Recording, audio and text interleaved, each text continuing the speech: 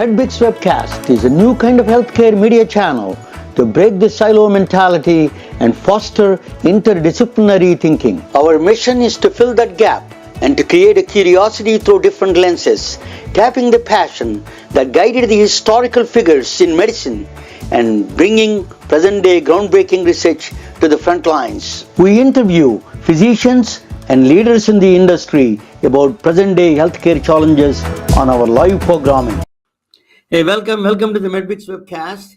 This is Ramana Annamaraju, the host of the MedBricks.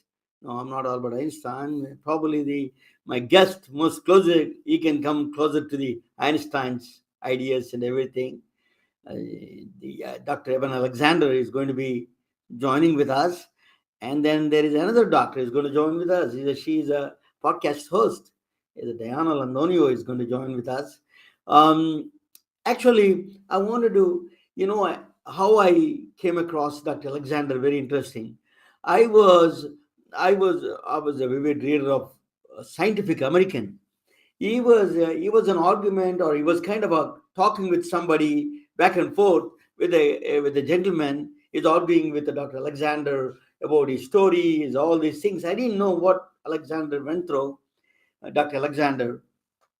So I was curious. After that, but the guy who was, I don't know his name exactly, I forgot his name, but the guy who was arguing with Dr. Alexander is citing some of the not really science, is twisting science itself, a little bit. So I jumped in. Dr. Alexander responded to me at the time. He probably doesn't remember. But that was my first encounter, and then I went through a little bit more about him. And it was a fascinating story. I'm going to play his background a little bit. Let me show you his background from a channel on ABC. I'm going to play that and see what do you think of it. Then I hope he's going to join soon. I'm waiting for him. But let me play this video of Dr. Alexander. So you will get some introduction. Okay, thank you. Wait 1 second. 2020 continues. Is there proof of heaven? Once again, Elizabeth Vargas. 8 million Americans claim to have had a near-death experience, but neurosurgeon Eben Alexander never thought in 1,000 years he would be one of them. What did you think those were? Fantasies, hallucinations. He was a man of science. He didn't believe in it. That is, he says, until it happened to him. Let's talk about how you got sick. You woke up in the middle of the night feeling ill and in pain. It was like being struck by a freight train. 4:30 in the morning, woke up. Never had anything like that before. My last words to my wife, don't call 911. Trust me, I'm a doctor. It's just a muscle spasm. And I was gone. Dr. Alexander had a rare and deadly form of bacterial meningitis which was infecting his brain. In a matter of hours, this healthy man was on death's door. By the time they got him to the hospital, he was in a coma. So your wife was being told that you might die? And that she would be raising our 2 boys without me. But as his body lay in that hospital bed with no recognizable brain activity, Dr. Alexander says he had already begun an astounding journey. A journey to a place he'd said didn't exist. Did you believe in heaven? When I was younger, I thought a heaven and a loving God made sense. But through my academic neurosurgery career, I saw less and less that could be the case. The journey began, he says, in a dark, formless place without memory, language, or time. But then I was rescued from that by this spinning melody of light that came closer and opened up and was a rip in the fabric of reality that just opened up around me. You described this world as hyper vivid. The colors were extremely vivid with millions of butterflies. And these flowers blooming, blossoms opening as we flew by. And by his side, an unknown presence. There was a person guiding you, a beautiful girl, as you describe her. Tell me what she looked like. She had a beautiful face with a wide smile and high cheekbones and absolutely gorgeous, clear blue eyes. She never said a word to me. She would look at me and the thoughts would come directly into my mind, into my awareness. What thoughts? And the thoughts were, you are loved, you are cherished. There's nothing you can do wrong. I always remember being told, we will teach you many things, but you'll be going back. Back to the hospital where his wife kept her vigil and his doctors were giving up hope. On the 7th day of his coma, he opened his eyes. It was just nothing but a miracle. His first words, the very words he'd heard from his guide, that blue-eyed girl. All is well. Don't worry, all is well. Within weeks, Eben Alexander had made an astonishing full recovery. How are you different after going through this experience? Well, my family says I'm nicer. That's a good thing. Really has changed me in every way by realizing that our souls are eternal. The book he has written, Proof of Heaven, has sparked a lot of controversy. You know, you do have skeptics out there who are just saying it's not uncommon for people near death to have all sorts of funky things going on inside their bodies. Well, that's why the fact that I had meningitis that was so severe, I mean, that should not have allowed for any experience. And then this with the eyes just shows how his brain was so completely shut down that the visions he had could simply not have been generated there. He says he wrote down everything he remembered, now in his book, before speaking to anyone, so as not to taint his memory. You then went on to read about other people's near-death experiences. Was it striking how similar what you had written was to what they had experienced? It was absolutely astonishing. I really felt the white light was God. I stopped walking and I saw my grandma. You could see peace, you could see love. In all the other afterlife stories, everybody told of being guided by a loved one who had died. You had as your guide a girl you'd never met. I must say that was very haunting. Why would I go through all that and not have my father there? My father, who was a neurosurgeon, I idolized him, and he had passed over 4 years earlier. Why wasn't he there? And why the blue-eyed girl instead? Dr. Alexander had been adopted as a child. Years later, he found his birth family, all except for one, his birth sister, who died before he met them. Her name was Betsy. How old was she when she died? She was 36 years old. So Betsy you'd never met? I just heard what a beautiful, loving soul she was. How she worked in a rape crisis center and took care of many people who were unfortunate. And she was just a very loving, loving person. How was it that you came to see a picture of her? My birth sister, Kathy, had promised to send me a picture of Betsy. And it was about 4 months after my coming out of the hospital when that picture arrived. He opened the envelope and saw it for the first time. The photo, he says, was of that blue-eyed girl from his vision. And it was so stunning. And that picture was almost as if she's saying, "Do you get it now?" And I cannot tell you how powerful that was. There was no mistaking it. That's exactly who it was. Life is back to normal at the Alexander household these days. There are soccer games to watch, dinners to be shared, grace to be said. But Dr. Alexander says he's on a mission now. I hope to tell my story to everyone I possibly can around this world, because I think it will help this world to be a much better place. System.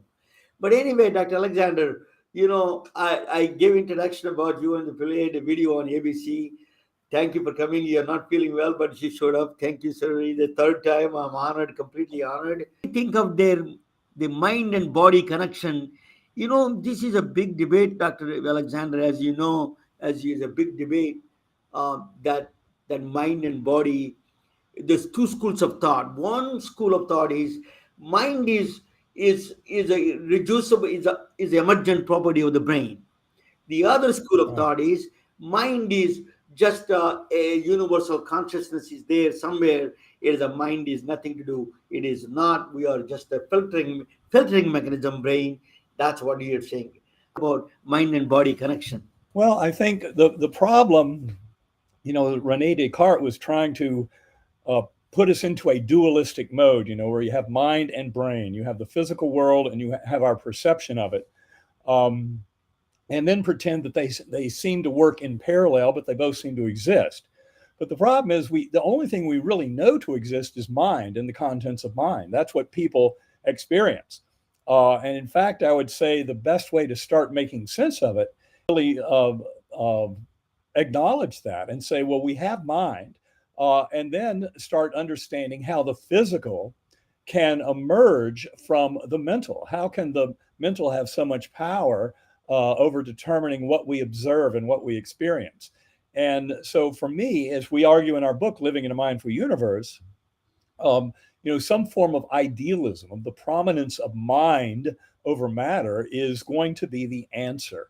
And of course, as my partner, Karen Newell, who is also the co-author in that book, Living in a Mindful Universe, always reminds me, it's really spirit over matter. And when we say that, of course, we're just acknowledging that this thing we call mind is not individual. This thing we call mind is shared. And the evidence for that is overwhelming. For example, telepathy is a very real phenomenon. 25% of identical twins have powerful telepathic experiences. And telepathy is clearly operative between many other humans other than just identical twins. But once you start realizing that mind is not created by the brain and is not isolated, in a 3.5-pound gelatinous mass sitting in a warm, dark bath between your ears inside your skull, then we start realizing this grand aspect of mind. And that's really where we have to go, is more towards a form of idealism. And I think the more you hear us talk about it, and especially this kind of shared concept of mind, because I think the one mind hypothesis, or the primordial mind hypothesis that we argue in Living in a Mindful Universe, is really the closest to reality. I'm sorry about my lighting. It's That's okay. You're fine. Greek philosopher Plato, he said that something about that is also only mind. All the physical things are illusion. That's one of the Plato's concept was ideal world and principal world. He says that only these are the shadows. The real physical objects are the shadows of the mind. That's what he says. So this is a. Can you explain a little bit about the Plato and the Leibniz? Also, you mentioned the living mindful universe. Leibniz, I don't know I know his physics of the mathematics. He did calculus, but he did something about the mind also. I didn't understand what he said. Well, I think it's really this concept of the primacy of mind. You really cannot escape it. And of course, that's where materialism went totally off the rails by pretending that all of this was just local material interacting by the laws of physics, chemistry, and biology. In fact, that materialist science would argue you don't even have free will.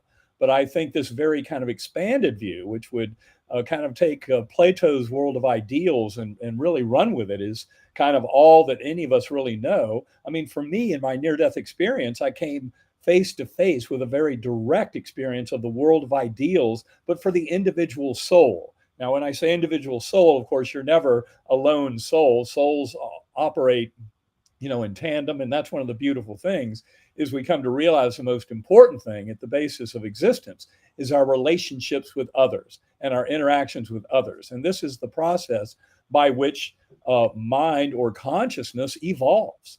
I would say that the bigger picture of this discussion is right there with Pierre Teilhard de Chardin in his book, The Phenomenon of Man from the mid-20th century, where he acknowledged that there was an evolution going on. At that time, the discussion was about Darwinian evolution in biological systems on Earth, but he knew there was something much bigger evolving, and that was all of consciousness. And that is what I think we're coming to realize. That's how this world works, and that all of consciousness is in this beautiful dance between individual sentient beings living their lives, but it's the choices they make with their free will and how their lives unfold that they learn the lessons of this oneness of mind and of our interconnectedness. And certainly, if you take near-death experiences seriously, the deepest lesson that humans are to learn in this era is one of love, compassion, kindness, how we're all in this together.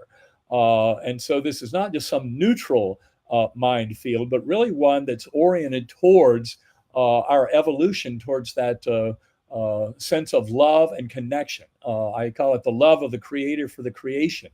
But that's really something that all of us experience in these broader journeys. For example, when we're liberated from the body and brain at the time of bodily death, that's when the mind force kind of re-engages with this ocean of the primordial mind. And yet there's a certain viscosity, so that you have this whole literature on reincarnation stories, for example, out of University of Virginia, where they have more than 2,700 such cases they've studied. And that's where you find that that this whole thing is a much bigger theater of operations than that of the individual mind, birth to death, nothing more. And that's where I think broadening our kind of discussion to this much grander field of the soul and the eternity of soul is what starts to make much more sense. And the NDE in that setting then simply becomes kind of Plato's world of ideals for the individual soul, and allowing us to go through life reviews. And an important thing to understand about life reviews is Bruce Grayson, who's had more than 45 years as a skeptical psychiatrist investigating near-death experiences, will tell you is the majority of them, something like 75%, involve experiencing things from the perspective of others, not just our own perspective. So in other words, during the life review, you recognize that we're sharing the dream of the one mind, and it's our interactions that are important, but that ultimately we are not individuals, but we're souls working together in terms of evolving towards this deeper understanding of our connection with the universe. When he appeared on Larry King now, that he was very skeptical about that. He was, how do you convince me? He's asking you, how do you convince me I will be reborn again? This is the end of the story. This life is, if once I die, everything is end. That's what he said. You answered something very eloquent. Could you please tell us that conversation? I'm sorry, I missed part of that question. This was which conversation? Larry King now, he appeared on the Larry King now. He said that I don't believe in reincarnation. I'm going to die. How do you convince me that he's asking you the question? How do you convince me that I will be? This is not the end of the story. Well, I think you start with near-death experiences, and they're fairly common. Pim van Lommel's Lancet paper, a very respected medical journal in 2001, Pim van Lommel analyzed hundreds of cardiac arrest patients and found that basically 1 in 5 of them had an extraordinary experience at the time of death. So that's a starting point. But of course, people argue, well, near-death experiences don't die, so I want to really know what happens when you die. Well, to get to that answer, you move beyond near-death experiences. And for example, you move into the territory of shared death experiences. I know I had many people come up to me after my talks early on, and they would share their own NDE or an after-death communication or something. But about 1 in 20 of them had a profound shared death experience where, for example, they might be gardening when their mother is dying 1,000 miles away. And when their mother dies, her soul comes through, grabs their soul, and the two souls go off together, even witnessing a full-blown life review of the mother's soul. And then the bystander soul comes back to this world. Shared death experiences are a tremendous argument against the materialist pseudo explanations that pretend that this is oxygen deprivation in the brain or carbon dioxide levels in the dying brain, etc. Shared death shows you something far more amazing that these phenomenal experiences, just like what happens in NDEs, can happen in perfectly healthy people. And then move beyond that discussion and include, for example, hospice, terminal care. There's a book by Christopher Kerr, who's the head of Hospice Buffalo in Buffalo, New York. And that book is called Death is But a Dream. And he is only interested in terminal care and what those people experience. And what he found is that 86% of his patients had very profound end-of-life dreams and visions that were exactly what you hear about in near-death experiences. They reunited with souls of departed loved ones. They ascended from darkness up into light. They had visited another realm. I mean, profound experiences in the hospice setting, the terminal care setting. And 99% of those patients who had such experiences said they were more real than the events of their normal living life. So when you put all these pieces together, and then, of course, if you go as far as we do in our book, Living in a Mindful Universe, we go beyond these issues of parapsychology and evidence for non-local consciousness. And we include philosophy of mind and the binding problem. We include the hard problem of consciousness applied to neuroscience, which is really an impossible problem for materialist neuroscience, trying to pretend that the brain creates consciousness de novo out of physical matter. And we include, of course, quantum physics. So there's a tremendous amount of additional information that you can contribute to NDEs. We call it consilience. That is when all of these lines of evidence, neuroscience, philosophy of mind, parapsychology, non-local consciousness, quantum physics, all suggest that mind is primary in the universe. Let's pay attention to that. And that is exactly what this primordial mind hypothesis is all about, that we talk about in Living in a Mindful Universe. And it really looks at the brain as a filter, a reducing valve that kind of reduces that primordial mind down into this little eddy current of consciousness that we kind of take as our own, but all these lines of evidence show that we're sharing this one mind.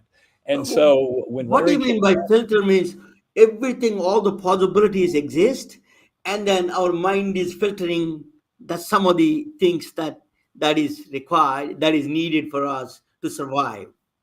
Well, I would say that the realm of possibilities is wide open to accept whatever choices our free will may make in all of the decisions we make in our lifetime. But ultimately, I think, especially as we become more aware of this and realize that our little ego mind and its little view of our mission through life and that little linear narrative of how events unfold in our life is only a tiny little subsection of who we truly are. And it's by expanding our notion of self, acknowledging that we've been here many lifetimes before, that our relationships with others are reshuffled lifetime after lifetime in a process of refining our knowledge and experience of this kind of shared love and connection.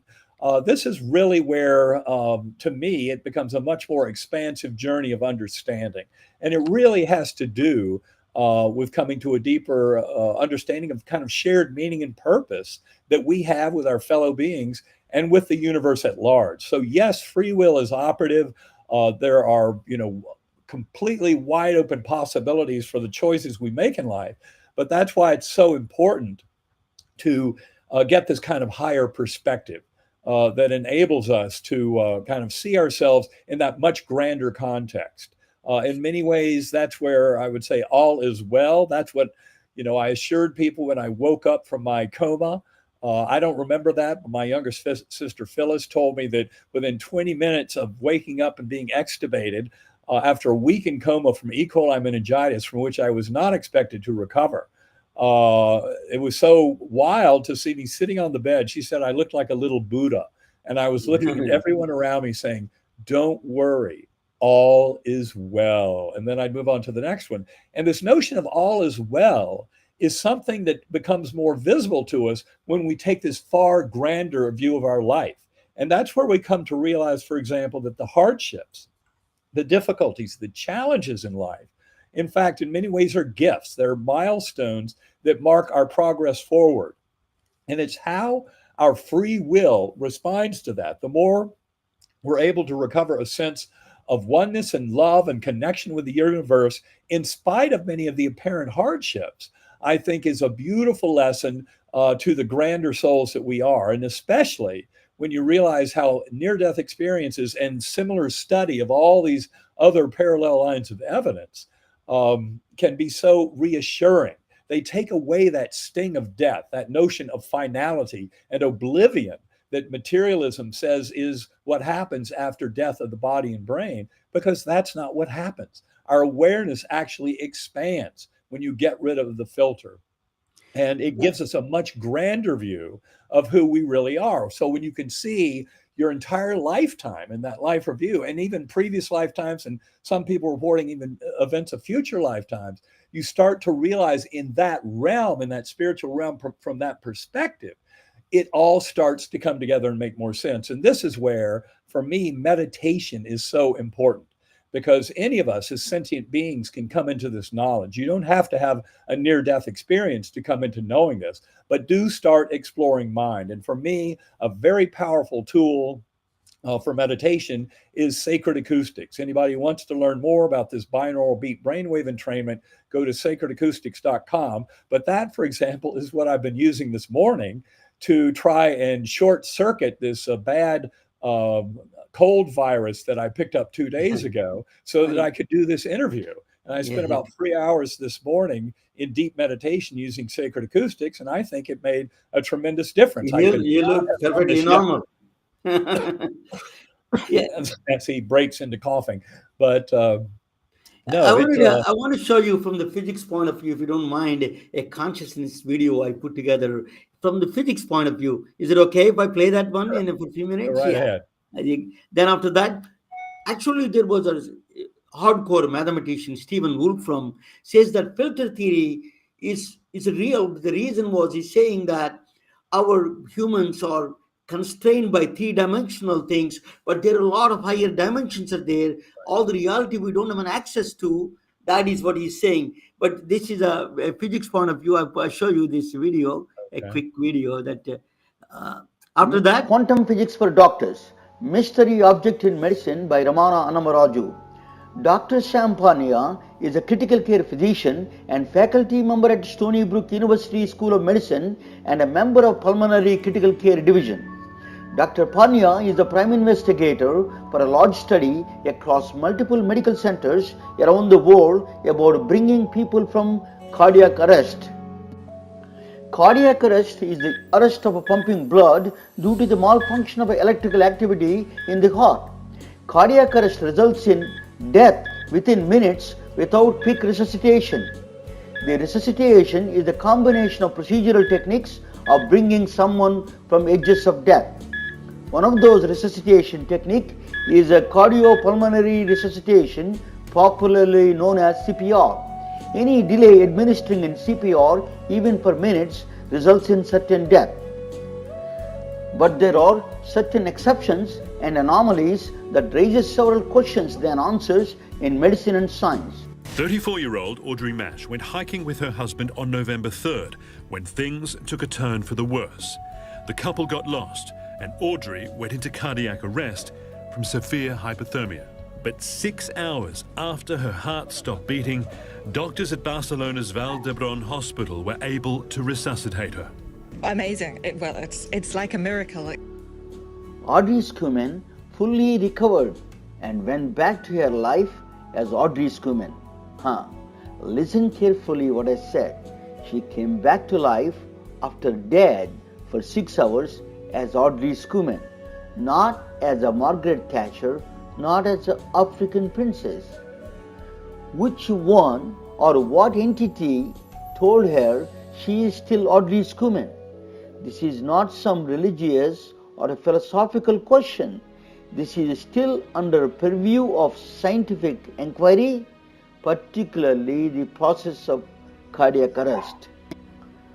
Dr. Champagne is a prime investigator for the study called AWAKE, examines the process of dying and reviving.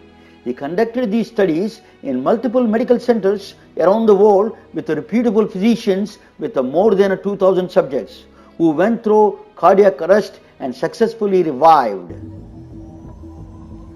Dr. Champagne argues there is a presence of some entity that is external to our world, beyond our space and time, reminding Audrey Schumann her identity. That entity is called consciousness.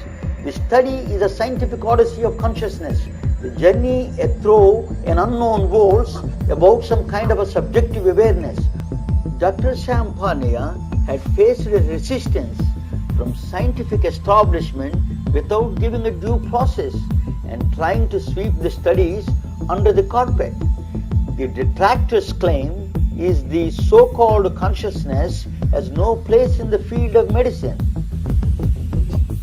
But Panya may have support from an entirely surprising field that is not so related to medicine, that is quantum cosmology.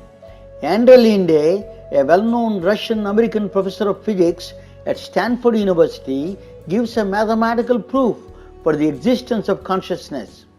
Linde was one of the authors of the theory of inflation. Professor Linde is a member of the National Academy of Sciences. When you apply quantum laws to the entire universe, the total energy of the universe must be equal to zero. If that is the case, nothing happened, nothing should happen, and nothing will happen in the entire history of universe. If everything is a zero-sum game, the act of you watching this video never happened, but the facts dispute, you know you're watching it. That is a scientific paradox. To solve this paradox, quantum cosmologists reluctantly injected an entity called a conscious observer. Your physical body is not excluded from the universe, but your consciousness is. Your mind became an observer. Now the entire energy of the universe can be equal to zero, your consciousness being the recorder of the history of the universe. Consciousness is the only way out to satisfy the mathematical equations of the universe.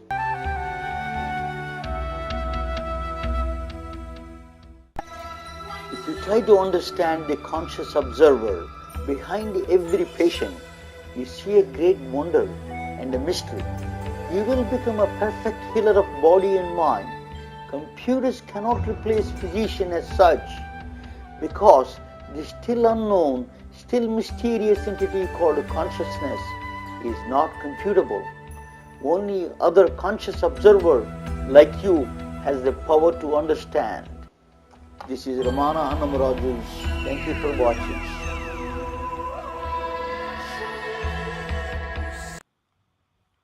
What do you think, Dr. Alexander?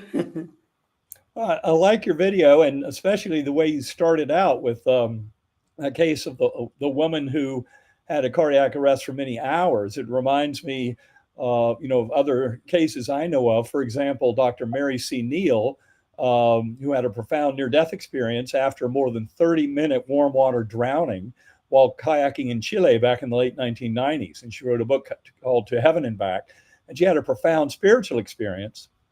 And, she was brought back to the surface dead, and they resuscitated her. She ended up making a full recovery. And you ask any physician what the brain is like after more than 30 minutes in a warm water drowning, and they tell you, no, it's turning to mush. And yet she had a profound recovery. One of the most extraordinary cases is one George Rodinea, who was actually killed by the KGB, put in a morgue for 3 days, and then he woke back up and he had a profound experience. So to me, these extraordinary cases just show us the value of acknowledging kind of our spiritual essence and this grander aspect of self beyond the ego self. And then, of course, you start getting there in that video into quantum physics. And I think what most people need to understand, for one thing, it's important to acknowledge that the founding fathers of quantum physics, like Werner Heisenberg, Erwin Schrödinger, Max Planck, Pascual Jordan, and others, made a very big deal of the fact that consciousness, this kind of knowing, and our ability to be aware of our existence in the universe, is something that is not trivially related to kind of a materialist interpretation, but that consciousness itself seems to be a primordial ingredient of the universe. And this, of course, is where we go in our book, Living in a Mindful Universe, is to make exactly that argument. And one needs only reflect back, for example, to the measurement paradox. That's the kind of the deep mystery in quantum physics, where it's the choice of the observing scientist that actually determines which way an experiment will go that goes far beyond just investigation, but showing us that we have a creative role in our emerging reality. And this is what John Wheeler, who was the head of physics at Princeton University, had been on the Manhattan Project. Wheeler came up with what he called the participatory anthropic principle. And that was that the world we observe is deeply influenced by our mind and our kind of mental interaction with the universe at large. And it's really kind of a shame when you realize it, because Wheeler, as much as he acknowledged this kind of reality of mind as a true entity and not something that was kind of separate or resultant from the material world, and yet he falsely accused J.B. Rhine of the Rhine laboratory at Duke, who did a lot of parapsychological experiments. Wheeler falsely accused him of fabricating data. He later retracted that in the 1980s, but that accusation was very unfair. And also he tried to prevent the American Parapsychological Association from being part of the AAAS, one of the best global scientific organizations on earth. Luckily, Wheeler's protest did not bar them from membership, because I think parapsychology is a very important arm in understanding this bigger notion of the primacy of mind. And yet Wheeler, as smart as he was, he couldn't quite make that connection. So he was trying to put down Rhine and the parapsychological work and prevent them from being part of a big scientific organization. But ultimately, he retracted that. And I would say that quantum physics is one of the biggest supporters in the current era of the reality of primacy of mind. That's why, for example, the awarding of the Nobel Prize in Physics in 2022 for entanglement, the connection of subatomic particles across space and time, is really the first major admission by the Nobel Prize Committee that old theater of four-dimensional space-time and everything that we thought was kind of a local realism going back thousands of years to the times of Aristotle and Plato was no longer the ultimate theater of operations. Once you acknowledge entanglement, you're saying that there's a layer of information, integration, and assimilation that we have access to as sentient beings that goes far beyond our normal notions of physical causality in a four-dimensional space-time. So entanglement itself, even though you'll certainly find quantum physicists who will argue otherwise, entanglement is really a magical. Sorry to interrupt. The point I'm trying to make is that physicists, actually, the point you're trying to saying that is very important. The physicists, they go away from, they say they don't like a word magic, and then they start telling at the end, they start telling the bigger magic, actually. Right. This is the problem with, being a physicist. I watch that all the times, they start with, quantum, the realism, non-locality, that is not a really magic. Then the moment then they say multi-universe, multiverse, and millions of billions of trillions of multiverse, it's a much more bigger magic, they're saying. So this is the problem with the business. They need to know how to communicate with the people in the right way.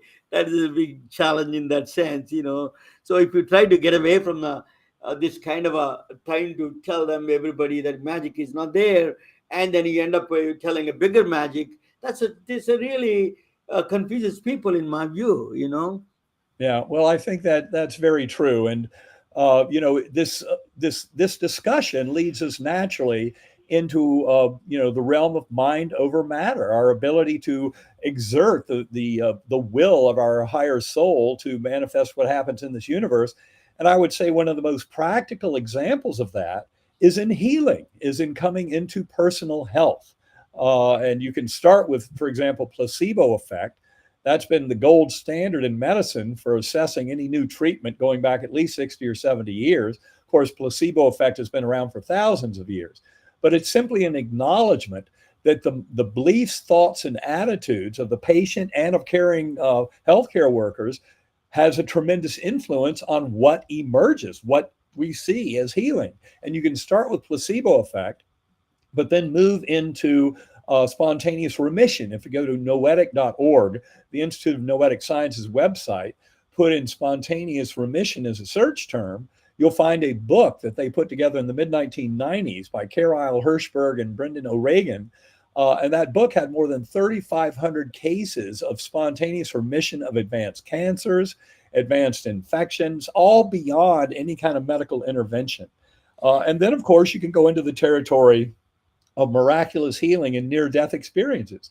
But all of it is showing us the progressive power that we have as sentient beings when we're, connected in that much bigger sense with the universe at our own healing. And of course, this is when we're leaving the little ego mind and its little false beliefs of fear and anxiety and the limitations of materialist thought. We're leaving that far behind in the rearview mirror, because this is where I think medicine is evolving rapidly to acknowledge this power we have over our own health and wholeness. Dr. Alexander, you met Dalai Lama. Tell us a little bit about your experience meeting Dalai Lama. Well, all I can tell you is a soul that is absolutely richly entangled with all of us and with the universe at large, where the ego has long ago disappeared. The Dalai Lama was just a joy to meet. Karen and I met him. We met him in Charlottesville here at a meeting back in October of 2012. But then he invited me to participate in a graduation ceremony at Maitripa University. I think it was in 2014, 2013, somewhere like that. And just to give a brief talk at that graduation ceremony about the scientific evidence for reincarnation. But I can tell you that the Dalai Lama is just a beautiful example of, first of all, the active inner child that is associated with a very advanced soul. And all of us should follow that kind of model and realize that the pathway to this kind of enlightenment and understanding is really one of a childlike curiosity and enthusiasm about the well-being of the world at large. That love, compassion, kindness, mercy, acceptance, forgiveness, gratitude, these incredibly important human kind of qualities and abilities is what can take us along a pathway towards that oneness with the divine. And the Dalai Lama is just one beautiful example of a soul that is that advanced. And I can just tell you that Karen and I both thoroughly enjoyed meeting the Dalai Lama and having a chance to participate in that graduation. Beautiful experience. I have a great friend. Her name is Diana Landonio. She's a doctor. Actually, she has a podcast, and I think she joined in and out, and she's supposed to join. And she is also proposed. She talks about her podcast about love and compassion are the two powerful tools being a healer. Great fan of this MedBricks. She's a great supporter of it. Doctor, my brother died last year in bacterial meningitis. In fact, he's a nuclear engineer. He was traveling around the world, and then he was installing nuclear reactors. And all of a sudden, he got stuck with the new bacterial meningitis and died within a day. He's like a father figure to us, and it was a big loss for all of our family members. So I was reflecting the life. What do you think is the purpose of life is? Why we are on the? I wanted to ask you, as a physician, as a philosopher, as she joined. Let me bring her. Hey, Diana. Welcome, Diana. Hi, how are you? Hello. That's Dr. Diana Landonio. Nice to meet you. Sorry, I'm in my red scrubs. I'm like, this is not a good time to be bringing me on. I'm like in the middle of a clinic, but I listened to your talk, and it was really powerful, and it was really beautiful. So thank you for sharing your story, and your talk is really powerful. Oh, my pleasure. Thank you so much. And we were just getting into the importance of kind of love and kindness in the heart as a healer. And of course, that's important for any one of us in coming to our own healing. But for those of us who, kind of view our lives as being in the work of healing others and helping others, there's no question of how compassion, empathy, love, kind of sharing the commonality of our existence, I think is a very important ingredient. And that's what I have found in so many of my colleagues who work in healthcare. I think that they get that, they acknowledge that, they manifest that. And yet, interestingly, we're all trained in this kind of modern conventional science which at its heart is very much materialist. And that's where I'm hoping that the current era, the last decade or two, with our demonstration of the primacy of consciousness and interconnectedness of mind, is something that can help all of us come to a richer sense of how we're truly all in this together. And to help others is to really help ourselves. And likewise, of course, any of us who hurt others, in many ways, are hurting ourselves. So it's recognizing this kind of connection of souls into this kind of primordial mind, this shared heart consciousness, can be very beneficial at seeing ways forward towards healing and coming into wholeness. I agree, absolutely. I mean, law of karma is real. Even if you don't believe it, it's a law and it's real. Whatever we do unto others, it comes right back. So if we learn the lesson, you know, the more you do good, the more it'll come back to you. The more you do bad, the more it'll come back to you. So it's so important, you know, how we treat others, how we treat ourselves with that love and compassion. And like, you know, all the research, I mean, all the research that shows all the things that happen internally in every cell of our body when we're in a, you know, heart-centered compassionate state versus like the anger, the burnout, the fear, how we either heal ourselves or cause our disease. And then we can say that about others too. So absolutely. I mean, there's so much truth to that. And it's so important to hear from, you know, a physician and a surgeon, because I think hopefully more of us in medicine start really realizing it's not just all surgery and meds. There's like much more to it. Right. And healing even comes just from the presence, from the belief that you're going to get better more than like what we may do, you know. So when we as surgeons start sort of realizing that and seeing that other dimension of healing and not just prescribing or, you know, being a technician, there's so much more healing that can happen when we truly do that. So I think it's so important to hear that from your perspective. Coming back to the question, Dr. Alexander, what is the purpose of life? After my brother's death, and I realized it is, you know, the physical body is not eternal, even though soul is eternal, what Diana was saying. But what is that purpose of this life, you think? Well, I kind of, in response to that question, I often go back to the inscription over the temple of the oracle at Delphi in Greece, know thyself.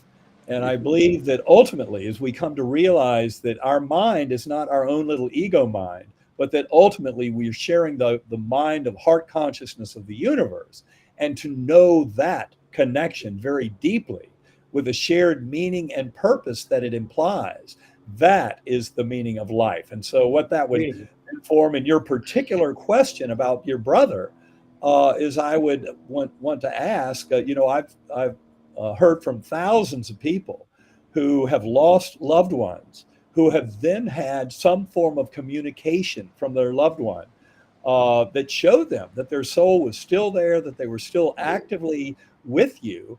And in fact, I know when I first gave talks about my Proof of Heaven experience, beginning about 2 years before the book Proof of Heaven came out, I had many people come up and share their stories with me of their own NDEs or after-death communications or what have you. But so many of them said that the greatest gift that their loved one gave them was some assurance that their souls were still connected after bodily death. And so to me, those, you know, all those diamonds of light, of those connections, those pieces of evidence showing us that our loved one is still with us, has been a tremendous part of the growth that we can have individually towards this oneness of mind and eternity of soul. So I think somewhere in there is where I would define the purpose of life is coming to a deeper understanding of kind of that grandness of soul, far and beyond the little ego mind and its little petty fears and anxieties. Alexander, you know, we hear a lot about nowadays UFOs. What do you think of just to give us some your thought about that a little bit? UFOs? Well, I mean, to me, there's absolutely no question that what these fighter pilots are seeing, you know, and recording on gun cameras every day for weeks on end, and some of the other evidence I've seen lately, no question that technology is out there. It's advanced far beyond anything that we have the capability of. It's not Russian or Chinese. This is far advanced, whether it comes from extraterrestrials, from humans in the future, time traveling back to us, I don't know, but it's a very advanced technology. And I think the evidence is overwhelming that it's real. I've had my own kind of personal experiences and within my family of contact with extraterrestrials.